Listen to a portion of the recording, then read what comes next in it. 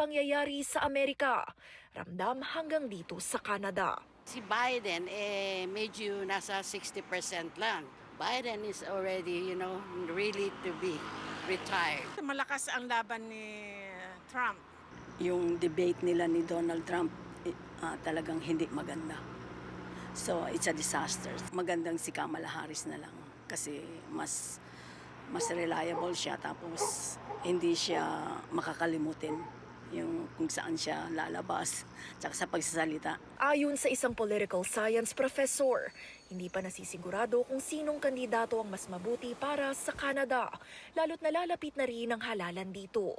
Naikukumpara na rin ang sitwasyon sa mga panawagang pagbaba ni Trudeau bilang liberal leader.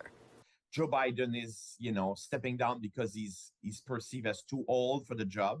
I don't think that's the case of Justin Trudeau. It's for other reasons in a different political system. So I don't think that this is likely to have a strong impact on Trudeau. Ang pananaw naman ng mga kababayan sa mga kaganapan sa Canada. It depends on the people, right? I like Follier.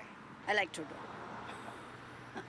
I shake hands with him here in the Filipino community. That's the guarantee that the next one will be better. Sa isang tweet nitong linggo, walang komentong inilaan si Trudeau tungkol kay Harris, pero pinasalamatan si Biden sa kanyang pagiging partner ng mga Canadian at pagiging tapat na kaibigan. Pinuri naman ni NDP leader Jagmeet Singh ang kandidatura ni Harris. The idea of having the first ever female president of the United States. For my kids, my daughters to grow up seeing or to know that there was a racialized Black woman who was a president of one of the most powerful countries in the world. I can't even begin to imagine what that would be like in terms of inspiration. Teresa Redula, Omni News, Toronto.